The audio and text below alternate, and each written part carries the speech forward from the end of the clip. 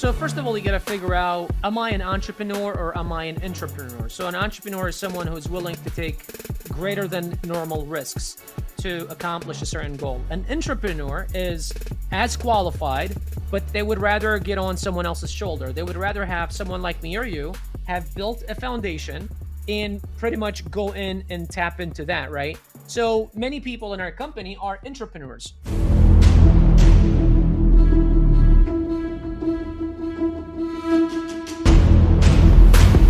Hey everybody, welcome to the Rainmaker Podcast. And experts say that we're about to experience one of the most devastating recessions in U.S. history. So what's one way that you can combat that and become recession-proof? And that's starting your own business. And so today we have my man Bashar on to tell you exactly how to become recession-proof. Bashar, my man, thank you so much for joining us. Thank you very much for having me. Appreciate you. For sure. And I'm excited about this one because I'm excited to learn. Make sure you guys got a pen and a piece of paper. So without further ado, man, let's just jump right in. Bashar, man, taking me back to the beginning, how did this whole entrepreneur journey start for you? It was a few things. First of all, it was my father was an entrepreneur back home in Iraq, which is where I'm originally from. And he set the path for the entire family to want to go into that route. Seeing his journey, he was a mover, he was a shaker, he was very respected in the family and the community as well. And I wanted to always be like him. As I grew up throughout the years, especially after the war in Iraq in 2003, we had to flee Iraq because it was just really bad. He couldn't really live there. We came to America.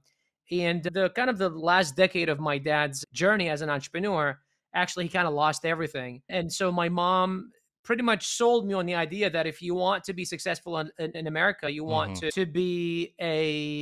have a degree, you want to go to college, you want to do something and of that sense, because entrepreneurship is not guaranteed. You saw your dad, he had businesses, he did very well for himself, and then he lost everything. And so for a while there, I got into school and I wanted to go into school. And I even had I got like a white coat that had Dr. Katou on it and all that.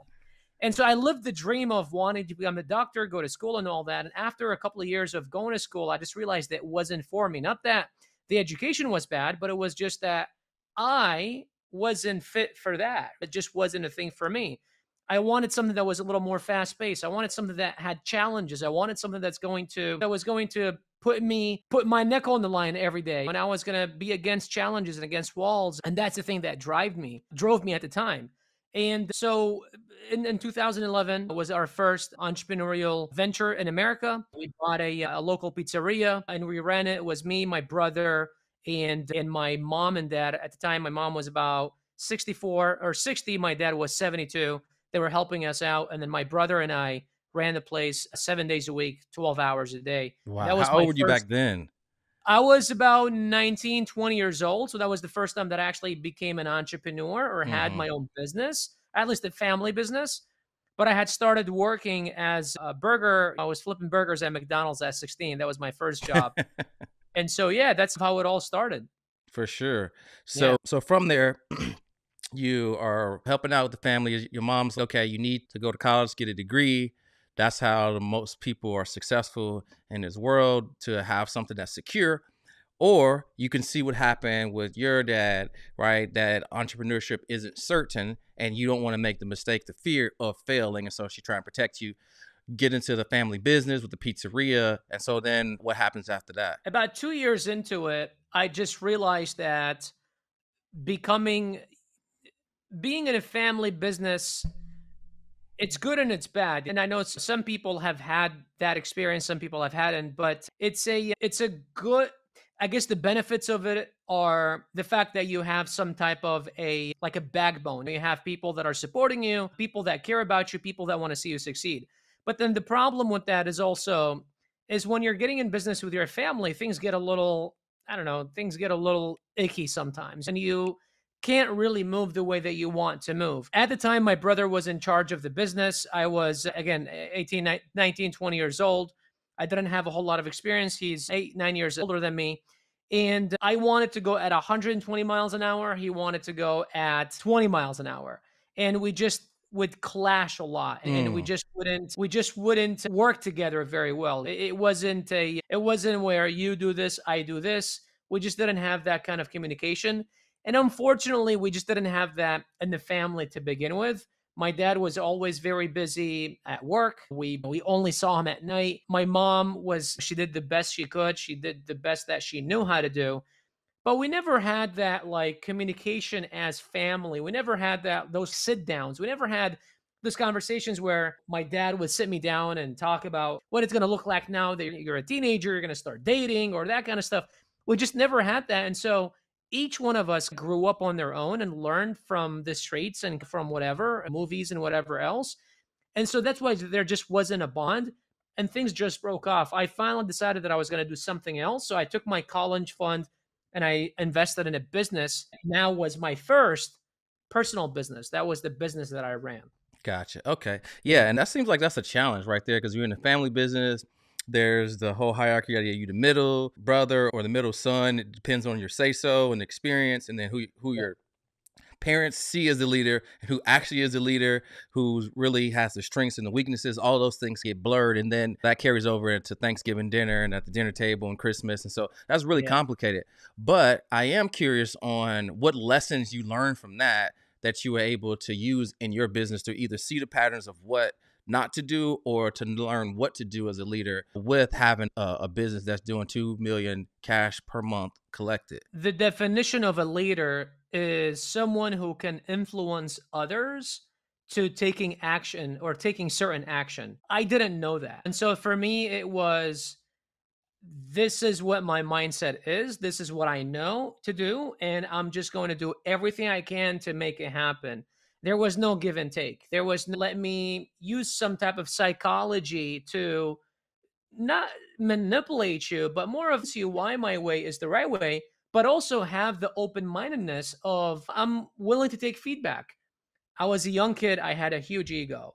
And whatever I thought was right, I thought that was like the Bible. This was like the law. This was the rule. It had to happen. I obviously learned that wasn't the way. So right now, the way that I make decisions in my company, we have a leadership team of 6 people. I don't make decisions by myself. Although I am the CEO, I am the founder, I own 100% of the business, I don't get to do my way all the time.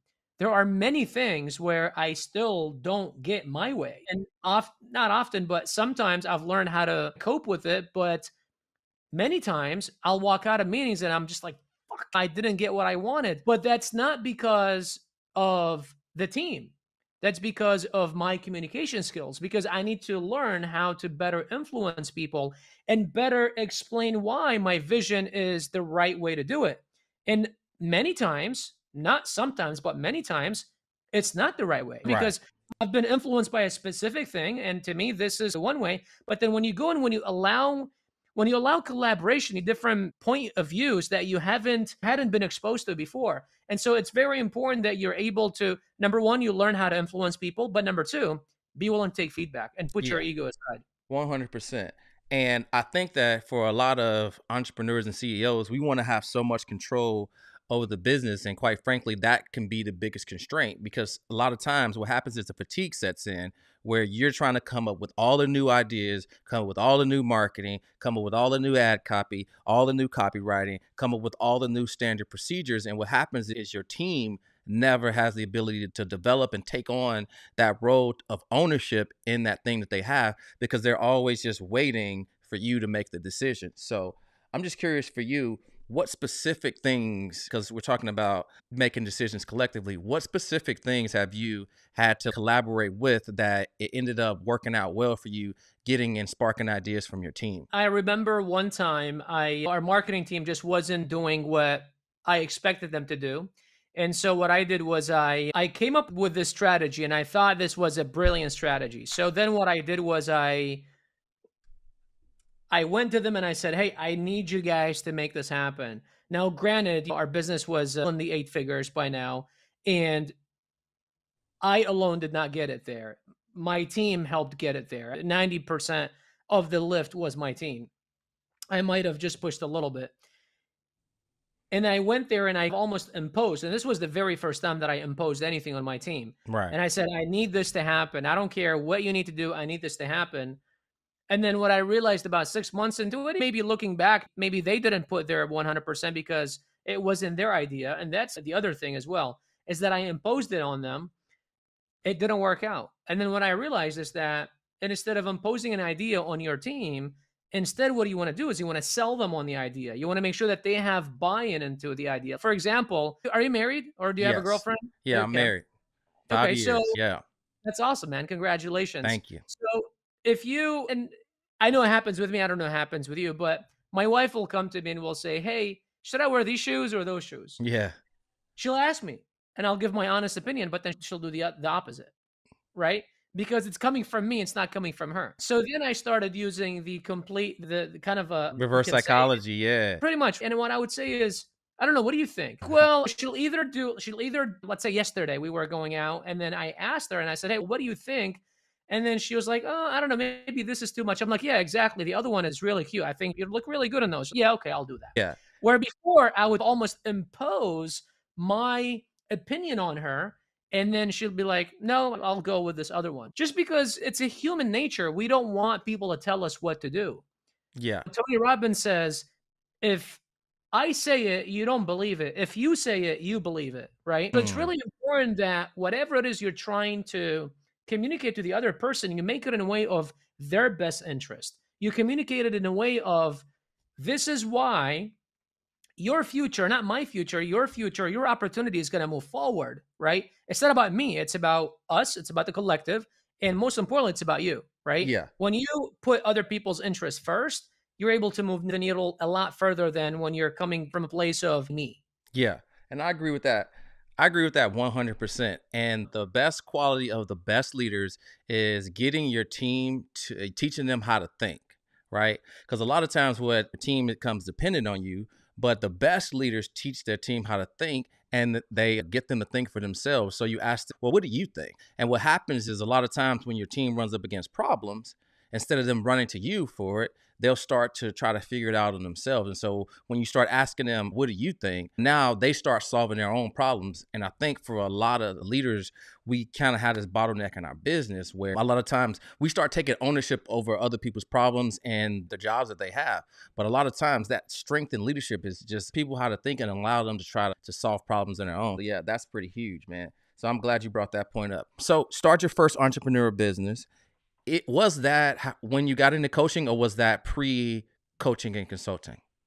Oh no, this was about 12 years ago. So this was a long time ago. My coaching business, so in my career I've launched 9 businesses, 7 of which have failed, and my coaching business is my 9th business.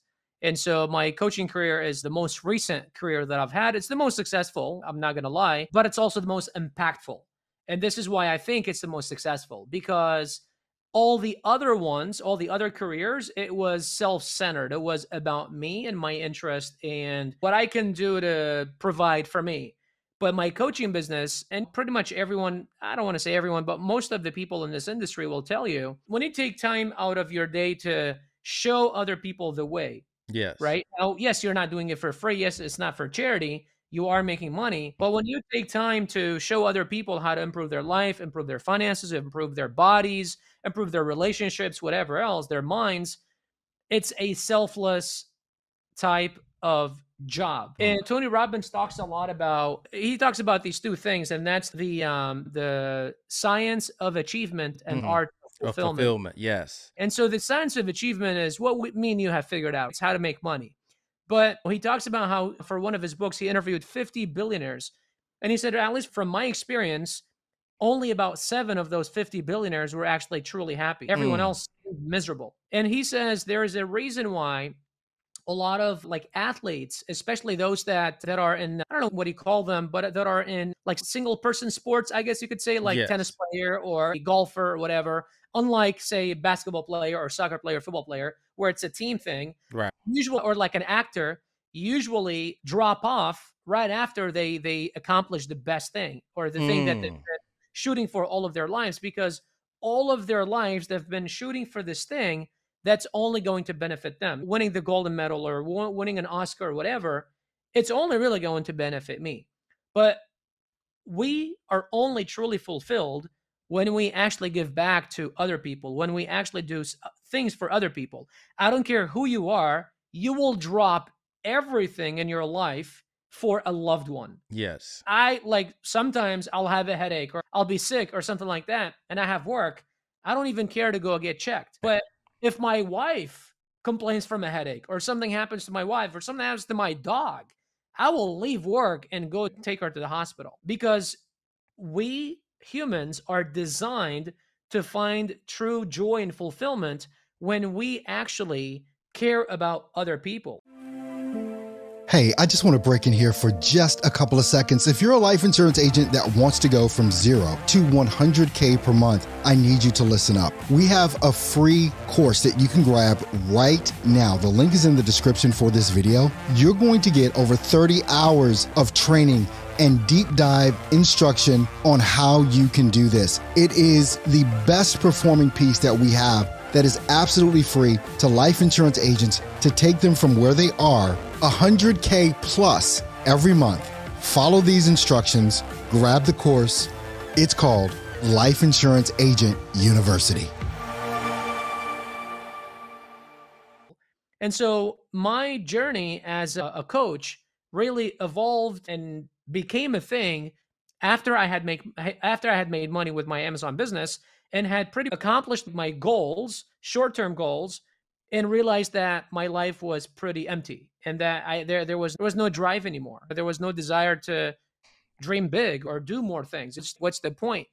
And that's when I was helping out a couple of people and they got results. And then I found fulfillment. And that's when it evolved into an actual business. And now I just love it. Yeah, for sure.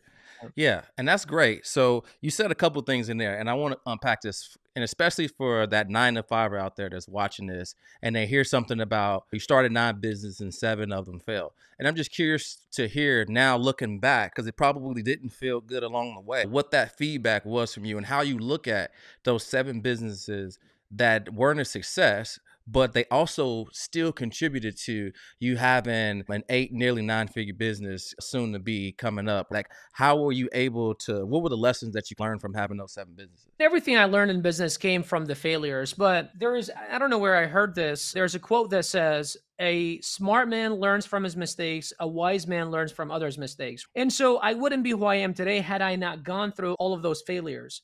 But the problem was, it took me 7 failed businesses until I realized that there's got to be an easier way of doing this. There's got to be another way of needing to fail for me to learn from my failures, because the first failure was miserable. The second one, third one, fourth one, it was like I just got used to it. And then the last few businesses actually succeeded. Like the business actually took off and did very well for a short period of time and then fell off a cliff.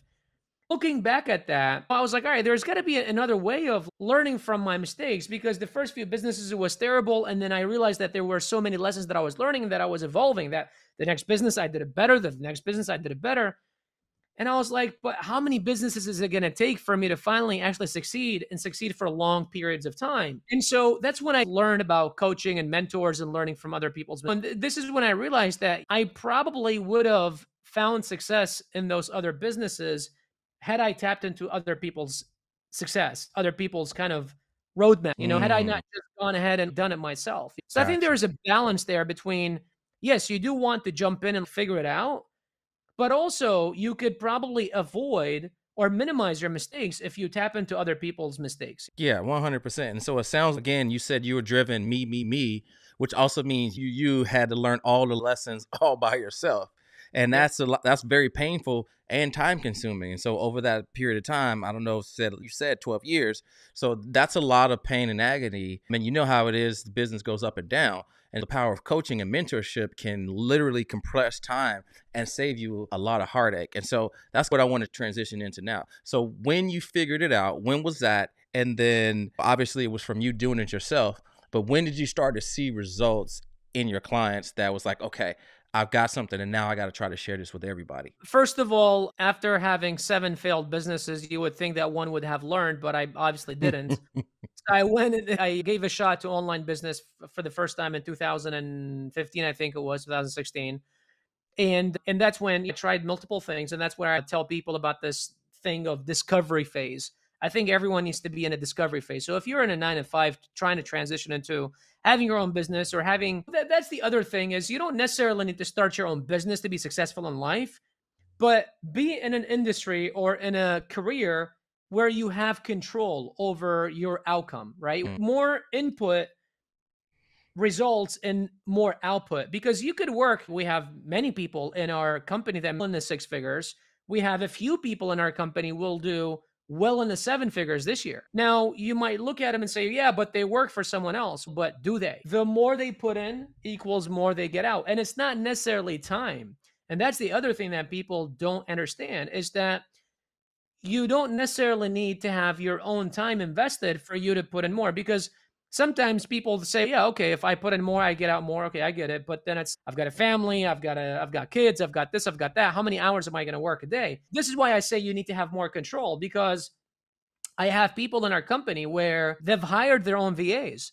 They pay a VA $200, $300, $500, and they can produce double the outcome. So now they've doubled their income, and then they can literally build their own teams.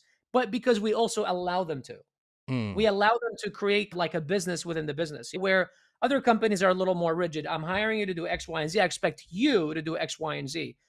And for someone out there that's listening who owns a business, it's important that you lead based on outcome.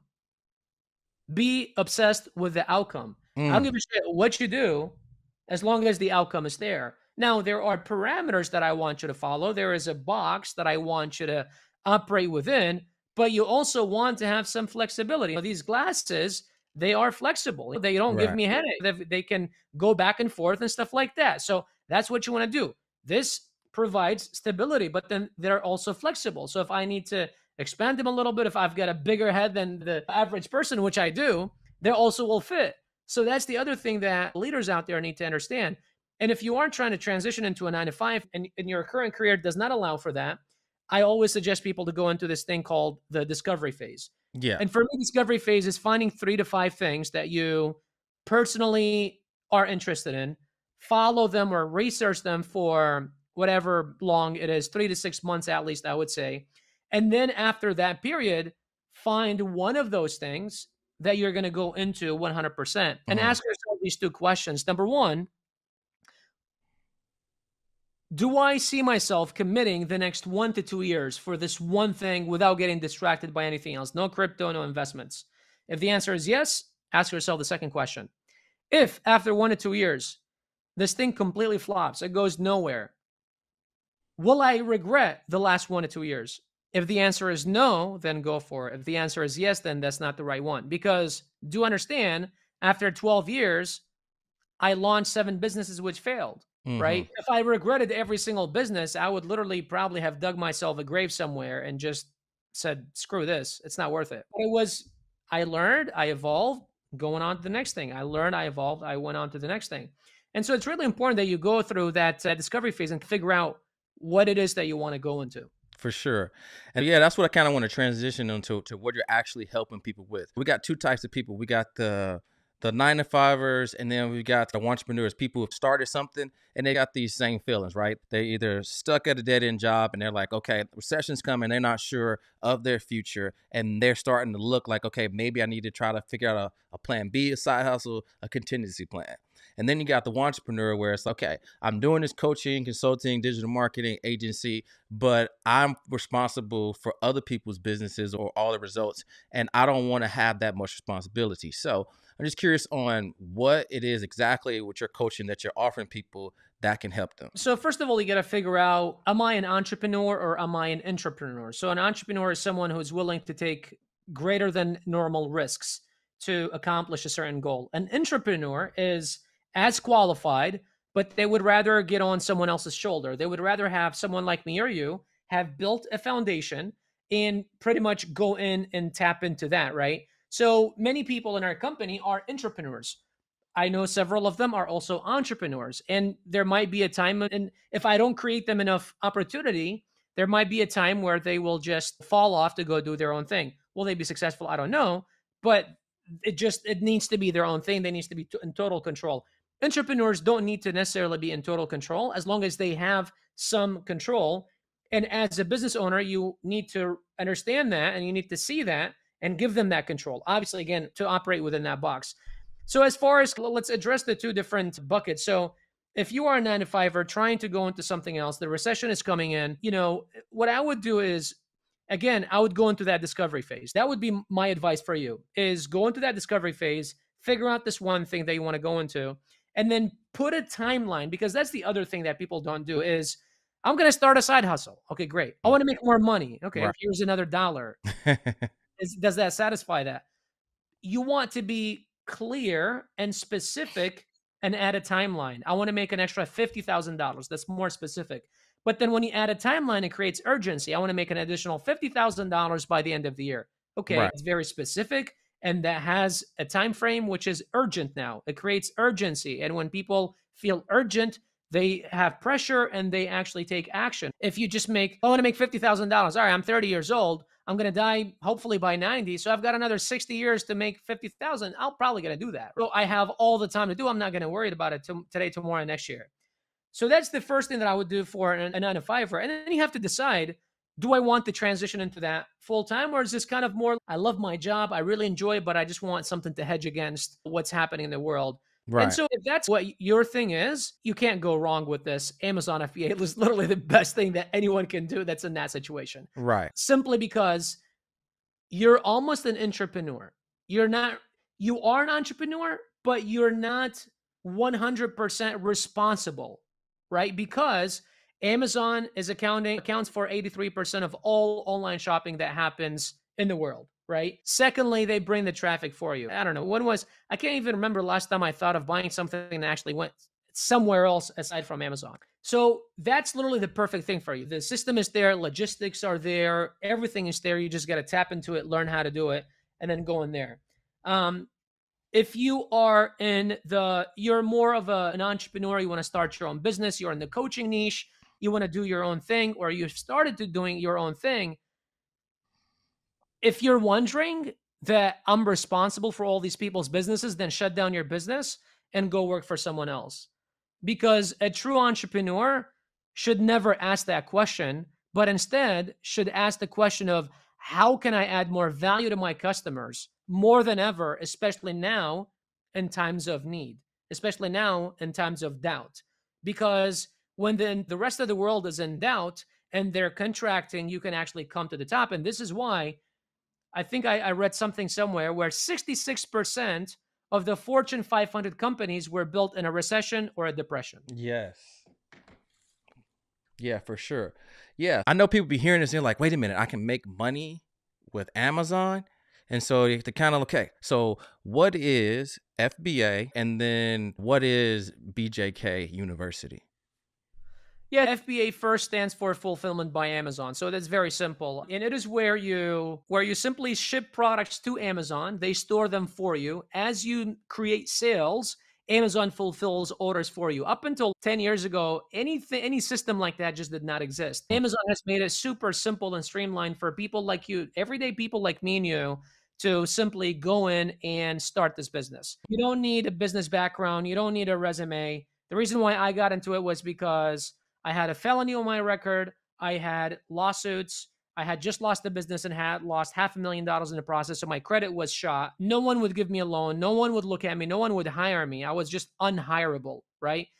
And so when I started this business, they didn't look at my credit history. They didn't look at anything. They didn't look at how much money in the bank I had. They didn't look at anything, right?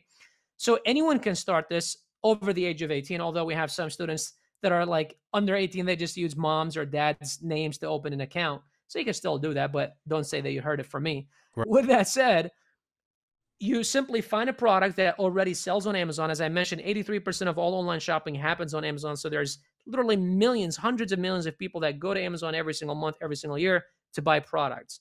Products exist. So for example, this water, Just Water. What we do is we do this thing called private label. We go to a manufacturer directly using websites like Alibaba. We find a manufacturer that creates this bottle, that white labels this bottle, and then we simply put our own brand on it, right? Just. So now I can create my own product that looks exactly like this and compete with Just, right?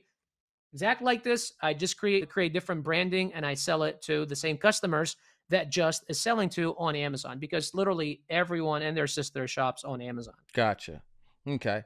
And how are you helping people with that in BJK University? So people are like, wait, I can make money. What kind of results are people getting from BJK University that you're like, oh, okay, this has really turned into something?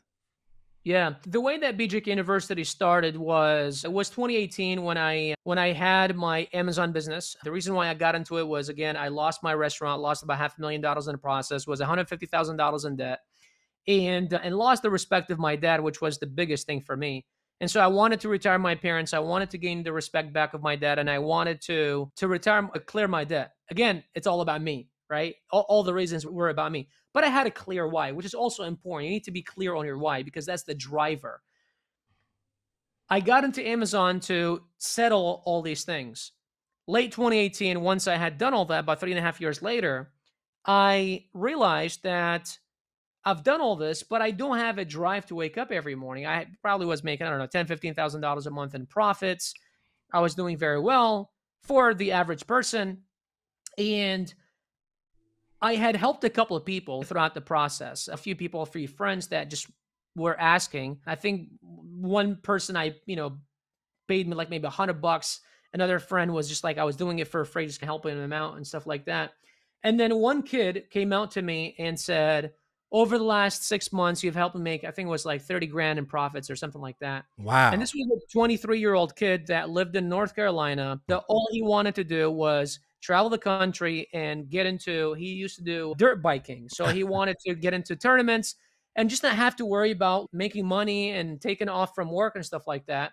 And now he had a business that ran from literally anywhere in the world, that he could go and do his passion, focus on the thing that he really loved and enjoyed to do. And that truly moved me. It wasn't about just the money that he made, but it was about what the money allowed him to do. And I created a course. I started enrolling people into it. I started helping them out to create their own Amazon businesses. I used to charge $399. And literally, I used to give them everything. Phone calls, unlimited webinars. The price has increased a ton since then, but I just realized that people that pay attention, and the more people pay more attention, but it's still way undervalued. When I tell people how much it is and what we offer, they look at me like I'm crazy. I've had people say that I can charge 5 to 7 times more than what we charge for it right now. But it's essentially teaching people how to find a product on Amazon, launch it on Amazon, scale it on Amazon, and be able to run this business from anywhere in the world with literally just a computer and internet. Now, I don't want to oversimplify it, and I don't want people thinking that this is something that I can do with maybe working 30 minutes a day. It's a business like any other business. You need to bust your ass. And the way that I started was working my face off. I was literally driving for Uber. I was working with my brother, and I was running my Amazon business. I was working like 18 hours a day for about 6 months until I got my Amazon business off the ground. But it's important to understand is that if you're working a 9 to 5 and you're sleeping another 8, there is another 8 hours in a day that you could be spending building your dream job or your dream business. Right. And if you're not investing every single waking moment doing that, then this is not for you. For sure, 100%. So you got one kid making 30,000. What's some other results that you've seen from people that are in BJK University getting coaching mentorship from you and your team? What are some of the heights that people have been able to get to? And for you, you're doing this from your own business. Where are you able to get yours to? And then what level were you able to get your own personal business to? Yeah, so right now I have 4 accounts. Personally, they do a few $100,000 a month in revenue. I'm no longer an active seller. I am an investor in Amazon businesses because I wanted to build my coaching business. However, my coaching business has not evolved around me. Right now, we have 7 coaches. We actually just hired 2. So we have 7 coaches, and 4 of which I am invested in their accounts and their businesses to grow them. And so we have 7 coaches that are all 6- and 7-figure Amazon sellers that work with our students directly to help them grow and to help them accomplish their dreams pretty much with Amazon. Mm-hmm. I mean, results, man, they vary. We have people that make $2,000 a month. We have people that make $20,000 a month. We have people that have made multiple 7 figures. We've had people that made multiple 6 figures. The opportunity is there. The potential is there. It's all about how much money or how much effort you're willing to put into it, how much time you're willing to put into it, what drives you, The tools are there. This is not brand new. We have over 5,700 students that have enrolled in our university over the last 3 years. Wow. And so it's up to you to determine how much you want, because whatever you want is all available. The support is there. Everything is there. It's up to you and how much you want to get out of it. You know what I mean? Yeah, for sure. Yeah, Bashar, thank you so much, man. This has definitely been amazing. It's opened my eyes to some other opportunities that I didn't even know about FBA and BJK University. So if there is a 9-to-5er or an entrepreneur or pretending or trying to be an entrepreneur, where can they reach out to you to get more information on BJK University? Yeah, man, absolutely. So what we'll do is we'll actually put a link in the bio below for all of your audience to check out. There's a short case study that people can, it kind of shows them more about what our university is about, what do we do, and how we help people. And then from there, they can get on a free one-on-one call with one of our enrollment coaches where they can ask all of their questions and see if this opportunity is for them. We don't force anyone into anything. If you want it, great. If you don't want it, there's literally hundreds and thousands of people lined up that are wanting to enroll in BJK University and that want us to help them. For sure. We'll put a link there for your audience to check out and go through the process and see if this is the right thing for them. For sure. Bashar, thank you so much. And again, that link is going to be BJK University /Arturo-Johnson.